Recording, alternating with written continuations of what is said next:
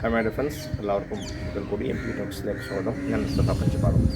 നമ്മൾ ഇന്ന് ഡിസ്കസ് ചെയ്യുന്നത് കണ്ടതുപോലെ തന്നെ പ്രിലിംസ് നേടാൻ വേണ്ടി ശ്രദ്ധിക്കേണ്ട കാര്യങ്ങൾ എന്തൊക്കെയാണ്, ഏത് സ്ട്രാറ്റജിയിലായിരിക്കണം ഇനിയുള്ള ദിവസങ്ങൾ പ്രിലിംസ് ക്ലിയർ ചെയ്യാൻ വേണ്ടി നമ്മൾ ചെയ്യേണ്ടത്, ഓക്കെ, അത് എങ്ങനെ നിങ്ങൾ ചെയ്യണം, എങ്ങനെ പഠിക്കണം, എങ്ങനെ ടെസ്റ്റ് സീരീസ് ചെയ്യണം തുടങ്ങിയ കാര്യങ്ങളാണ് നമ്മൾ ഡിസ്കസ് ചെയ്യുന്നത്.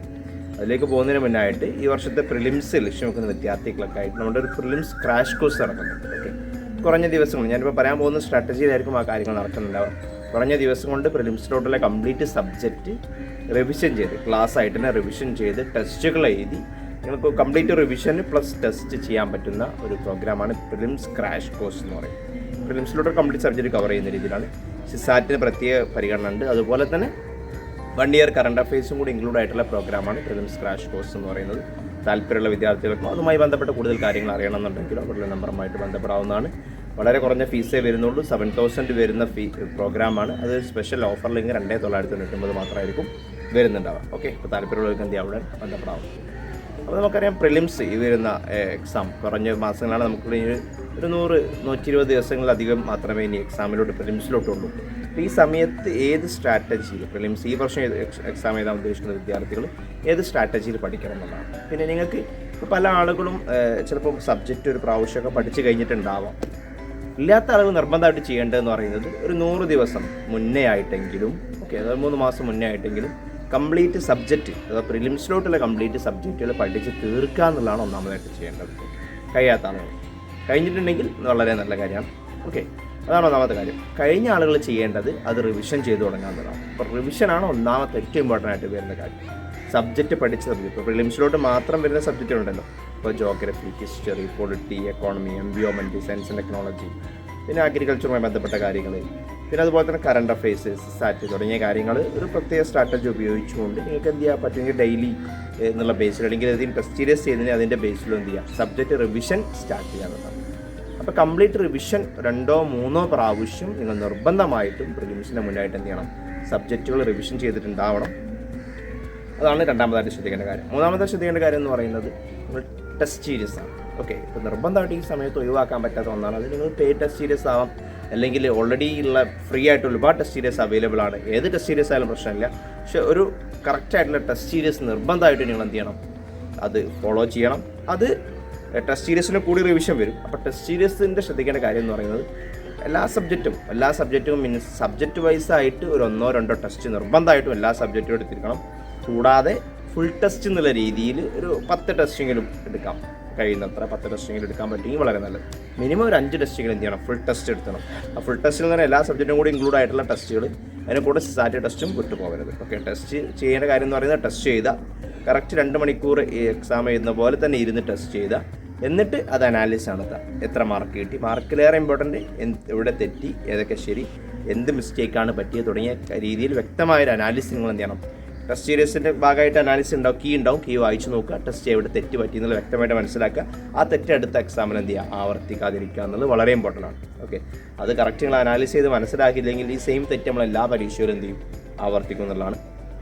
ടെസ്റ്റ് സീരീസ് ആണ് ഒരിക്കലും ഒഴിച്ചും കൊണ്ടാൻ പറ്റാത്ത ഈ സമയത്തുള്ള കാര്യം. ടെസ്റ്റ് സീരീസിലൂടെ റിവിഷൻ വരും. ഓരോ വീക്കിൽ ഓരോ ടെസ്റ്റ് എടുക്കുകയാണെങ്കിൽ ആ വീക്ക് നിങ്ങൾക്ക് എന്ത് ചെയ്യുക, ആ സബ്ജക്റ്റ് ഇരുന്ന് റിവിഷൻ ചെയ്യാം. ഓക്കെ, അതാണ് ഇമ്പോർട്ടൻ്റ് ആയിട്ട് കാര്യം. അപ്പോൾ 2-3 ടെസ്റ്റ് എന്ത് ചെയ്യുക, ഓരോ സബ്ജക്റ്റിനും ചെയ്ത് തീർക്കുക എന്നുള്ളത് വിട്ടുപോകരുത്. ടെസ്റ്റ് അനാലിസിസ് നടത്തും കൂടി ചെയ്യണം. ടെസ്റ്റ് സീരീസിൻ്റെ കൂടെ നിങ്ങൾക്ക് ആ മറ്റേ എലിമിനേഷൻ ടെക്നിക്കുകളും എത്ര ക്വസ്റ്റ്യൻ ഞാൻ അറ്റംപ്റ്റ് ചെയ്യണം തുടങ്ങിയ കാര്യങ്ങളൊക്കെ ടെസ്റ്റ് സീരീസിൻ്റെ ഭാഗമായിട്ട് നിങ്ങൾ മനസ്സിലാക്കി വെക്കണം, പഠിക്കണം, അറിഞ്ഞിരിക്കണം എന്നുള്ളതാണ്. അപ്പോൾ അതാണ് 4ാമത്തെ കാര്യം, ടെസ്റ്റ് സീരീസ് ചെയ്യാവുന്നതാണ്. 5ാമത്തെ കാര്യം എന്ന് പറയുന്നത് പ്രീവിയസ് ഇയർ ക്വസ്റ്റ്യൻസ് ആണ്. UPSCയുടെ ഒരു പാറ്റേൺ നമുക്ക് കിട്ടണമെങ്കിൽ നമുക്ക് വേണ്ടത് പ്രീവിയസ് ഇയർ ക്വസ്റ്റ്യൻ ചെയ്ത് നോക്കുക എന്നുള്ളതാണ്. 2013 മുതൽ 2022 വരെയുള്ള പ്രീവിയസ് ഇയർ ക്വസ്റ്റ്യൻസ് നിർബന്ധമായിട്ട് നിങ്ങൾ എന്ത് ചെയ്യണം, ചെയ്ത് നോക്കണം. ഓരോ ഇയർ വൈസ് ചെയ്ത് നോക്കും. ഓരോ ദിവസമോ 2 ദിവസമോ ഗ്യാപ്പിലൊക്കെ എന്ത് ചെയ്യുക, ഓരോ ഇയറത്തെ ക്വസ്റ്റ്യൻ പേപ്പർ എടുത്ത് ചെയ്ത് നോക്കുക. ഓക്കെ, അപ്പോൾ നമുക്ക് ഓരോ ഇയറിനും UPSCയുടെ ഒരു പാറ്റേൺ ചേഞ്ച് വരുന്നത് നിങ്ങൾക്ക് എന്ത് ചെയ്യാൻ പറ്റും, കറക്റ്റ് മനസ്സിലാക്കാൻ പറ്റും. ഇനി ഈ പ്രീവിയസ് ഇയർ ക്വസ്റ്റ്യൻ ചെയ്യാൻ അവസാനത്തെ ഒരു മാസം ആയാലും പ്രശ്നമില്ല കേട്ടോ, നിർബന്ധമായിട്ട് ചെയ്ത് നോക്കണം. അത് CSAT അടക്കം ചെയ്ത് നോക്കണം എന്നുള്ളതാണ്. പ്രീവിയസ് ഇയർ ക്വസ്റ്റ്യൻ ചെയ്ത് നോക്കുക. UPSCൻ്റെ പാറ്റേൺ ഐഡിയ കിട്ടുക. 2020 മുതലൊക്കെ 20, 21, 22 വരുന്ന ഒരു മാറ്റം നമ്മൾ എന്ത് ചെയ്യുക, മനസ്സിലാക്കുക. ആ മാറ്റം ഉൾക്കൊണ്ടുകൊണ്ട് പഠിക്കുക. UPSC എന്ത് ചെയ്യുക, തയ്യാറാവുക UPSCക്ക് വേണ്ടി എന്നുള്ളതാണ്. അതാണ് മറ്റൊരു കാര്യം നിങ്ങൾ ചെയ്യേണ്ടത്. പ്രീവിയസ് ഇയർ ക്വസ്റ്റ്യൻ ചെയ്ത് നോക്കുക. പിന്നെ 5ാമത്തെ കാര്യം ചെയ്ത് നോക്കേണ്ടതാണ് കറണ്ട് അഫയേഴ്സ് ആണ്. ഓക്കെ, നമുക്ക് ഒരു 1 ഇയർ കറണ്ട് അഫയേഴ്സ് നിർബന്ധമായിട്ട് നിങ്ങൾ കവർ ചെയ്തിട്ടുണ്ടെന്ന് ഉറപ്പ് വരുത്തണം. കറണ്ട് അഫയേഴ്സ് പഠിക്കുക, എല്ലാ സബ്ജക്റ്റും പഠിക്കുന്നുണ്ടാവും, പ്ലസ് അതിൻ്റെ കൂടെ എന്ത് ചെയ്യുക, ഏതെങ്കിലും ഒരു ഇയർലിയോ മന്ത്ലിയോ ഒക്കെ എടുത്തുകൊണ്ട് നിങ്ങൾക്ക് എന്ത് ചെയ്യുക, കറണ്ട് അഫയേഴ്സ് കവർ ചെയ്യുക, അത് വിട്ടുപോകരുത്. കറണ്ട് അഫയേഴ്സ് നിർബന്ധമായിട്ട് നമ്മൾ എന്ത് ചെയ്യുക, ഒരു വർഷത്തെ കറണ്ട് അഫയേഴ്സ് പഠിച്ചിട്ടുണ്ടാവണം, വായിച്ചിട്ടുണ്ടാവണം, അത് റിവിഷൻ ചെയ്യണം. 2, 3, 4 പ്രാവശ്യം റിവിഷൻ ചെയ്യുമ്പോഴേ നിങ്ങൾക്ക് എന്ത് ചെയ്യാൻ പറ്റുള്ളൂ, കറണ്ട് അഫയേഴ്സ് പറഞ്ഞ കാര്യങ്ങൾ ഓർമ്മ എടുക്കാൻ പറ്റുള്ളൂ. അതിൽ കറണ്ട് അഫയേഴ്സിൽ പ്രധാനമായിട്ട് ഇമ്പോർട്ടൻ്റ് കൊടുത്ത് വായിക്കേണ്ട എൻവിയോൺമെൻറ്റ്, സയൻസ് ആൻഡ് ടെക്നോളജി, അതുപോലെ തന്നെ എക്കോണമി, പൊളിറ്റി തുടങ്ങിയ സബ്ജക്റ്റുകളൊക്കെ കറണ്ട് അഫയേഴ്സ് നല്ല ഇമ്പോർട്ടൻസ് കൊടുത്ത് തന്നെ വായിക്കണം.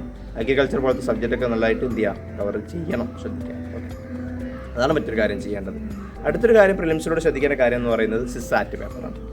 മുമ്പ് എന്ന് പറയുന്നത് സിസാറ്റ് ക്വാളിഫയിങ് പേപ്പറാണ്. മുമ്പ് അത്ര കുറച്ച് ഈസി ആയിരുന്നെങ്കിൽ 2021, 2022 കാലഘട്ടത്തിലൊക്കെ എന്ത് ചെയ്തിട്ടുണ്ട്, വർഷങ്ങളിലൊക്കെ സിസാറ്റ് കുറച്ച് ടഫായിട്ടുണ്ട്. അപ്പോൾ സിസാറ്റ് നല്ല ഇമ്പോർട്ടൻസ് കൊടുത്തു. ഇനി സിസാറ്റിന് വേണ്ടി സമയം നിർബന്ധമായിട്ട് കുറഞ്ഞ സമയം, നിങ്ങളുടെ എത്രത്തോളം മാത്സും ഇംഗ്ലീഷും അറിയാം, അല്ലെങ്കിൽ സിസാറ്റ് എത്രത്തോളം മാർക്ക് സ്കോർ ചെയ്യാൻ പറ്റുന്നുണ്ട് നോക്കിയതിന് ശേഷം വ്യക്തമായ സമയം സിസാറ്റിന് വേണ്ടി കൊടുക്കണം. നിങ്ങൾക്ക് വേണമെങ്കിൽ നമ്മുടെ സിസാറ്റിൻ്റെ മാത്രമായിട്ടുള്ള കോഴ്സ് ഉണ്ട്, നിങ്ങൾക്ക് വേണമെങ്കിൽ അത് ജോയിൻ ചെയ്യാം, പഠിക്കാം. പിന്നെ സിസാറ്റിന് വ്യക്തമായ സമയം കൊടുത്തുകൊണ്ട് നിങ്ങൾ എന്ത് ചെയ്യണം, സിസാറ്റ് കവർ ചെയ്യണം, പഠിക്കണം, വിട്ടുപോയത്. കാരണം സിസാറ്റ് ക്വാളിഫയിങ് പേപ്പറാണെന്ന് പറഞ്ഞ് മാറ്റി വെക്കാൻ പാടില്ല. സിസാറ്റ് ക്വാളിഫൈഡ് ആയാലേ നിങ്ങൾക്ക് പ്രിലിംസ് ക്വാളിഫൈഡ് ആവാൻ പറ്റുള്ളൂ. അപ്പോൾ സിസാറ്റ് ടഫായിട്ട് വരുന്നുണ്ട്, അതുകൊണ്ട് സിസാറ്റ് ഒരിക്കലും വീക്ക് ആവാതിരിക്കുക എന്നുള്ളതാണ്. ഓക്കെ, പിന്നെ നല്ല പോസിറ്റീവ് എനർജിയോട് കൂടി ഇരിക്കുക എന്നുള്ളത് ഇമ്പോർട്ടൻ്റ് ആണ്.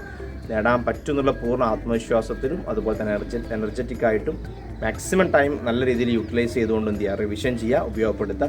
ഈ സമയത്ത് നിങ്ങൾ മെയിൻസിൻ്റെയും മറ്റുള്ള ഓപ്ഷൻ സബ്ജക്റ്റൊക്കെ ചെറിയ സമയം റിവിഷൻ ചെയ്യുന്നതുകൊണ്ട് ഒട്ടും പ്രശ്നമില്ല. ആൻസർ റൈറ്റിംഗ് ഒക്കെ എഴുതുന്നുണ്ടെങ്കിൽ ചെറിയൊരു കുറഞ്ഞ സമയം അതിന് വേണ്ടി കൊടുക്കുന്നതുകൊണ്ടും പ്രശ്നമില്ല. എങ്കിലും പ്രിലിംസ് ഇനി വരുന്ന മാസങ്ങളിൽ പ്രിലിംസിലോട്ട് കൂടുതൽ ഫോക്കസ് ചെയ്തുകൊണ്ട് മാക്സിമം റിവിഷൻ ചെയ്ത് മാക്സിമം ടെസ്റ്റുകൾ എഴുതി എന്ത് ചെയ്യാം, ഓരോ സ്റ്റെപ്പ് ബൈ സ്റ്റെപ്പായിട്ട് നിങ്ങളുടെ വീക്ക് ഏരിയാസ് ക്ലിയർ ചെയ്തുകൊണ്ട് മുന്നോട്ട് പോവുക. ഈ പറഞ്ഞ കാര്യങ്ങൾ നിർബന്ധമായിട്ടും എന്ത് ചെയ്യണം, പ്രിലിംസിലേക്ക് ശ്രദ്ധിക്കണം. ഇത് ശ്രദ്ധിച്ചുകൊണ്ട് നിങ്ങൾ എന്ത് ചെയ്യുക, ചെയ്ത് കഴിഞ്ഞാൽ ഉറപ്പായിട്ടും നിങ്ങൾക്ക് എന്ത് പ്രിലിംസ് ക്ലിയർ ചെയ്യാൻ പറ്റും. ഏറ്റവും ഇമ്പോർട്ടൻ്റ് ആയിട്ടുള്ള കാര്യം എന്ന് പറയുന്നത് ടെസ്റ്റുകൾ തന്നെയാണ്. അതൊരിക്കലും മാറ്റി വെക്കരുത്. ടെസ്റ്റ് മാറ്റി വെച്ചിട്ടുള്ളൊരു പ്രിപ്പറേഷൻ ഉണ്ടാവരുത് ഇനി. ഓക്കെ, അപ്പോൾ പ്രിലിംസുമായി ബന്ധപ്പെട്ട് നിങ്ങൾക്ക് വേറെ എന്തെങ്കിലും ഡൗട്ടോ കാര്യങ്ങളോ ഉണ്ടെങ്കിൽ എന്ത് ചെയ്യുക, കമൻറ്റ് ബോക്സിൽ രേഖപ്പെടുത്തുക, അല്ലെങ്കിൽ അവരുടെ നമ്പറുമായിട്ട് ബന്ധപ്പെടാം. ഈ ഒരു സ്ട്രാറ്റജി വെച്ചുകൊണ്ട് പോകുന്ന നമ്മുടെ പ്രിലിംസ് ക്രാഷ് കോഴ്സ് ഉണ്ട്. താല്പര്യമുള്ളവർക്ക് എന്ത് ചെയ്യുക, അതിൽ ജോയിൻ ചെയ്തുകൊണ്ട് പഠിക്കാം. അതുപോലെ തന്നെ സിസാറ്റിൻ്റെമായിട്ടുള്ള സെപ്പറേറ്റ് ക്ലാസ് വരുന്നുണ്ട്. പിന്നെ കറണ്ട് അഫയേഴ്സ് ക്ലാസ്സിൽ ഞാൻ യൂട്യൂബിൽ തന്നെ ഇടാറുണ്ട്. അതൊക്കെ നിങ്ങൾക്ക് എന്ത് ചെയ്യുക, ഫോളോ ചെയ്യാം, പഠിക്കാം. അപ്പോൾ മറ്റൊരു വീഡിയോയുമായിട്ട് നമുക്ക് ഉടൻ കാണാം. അതുവരേക്കും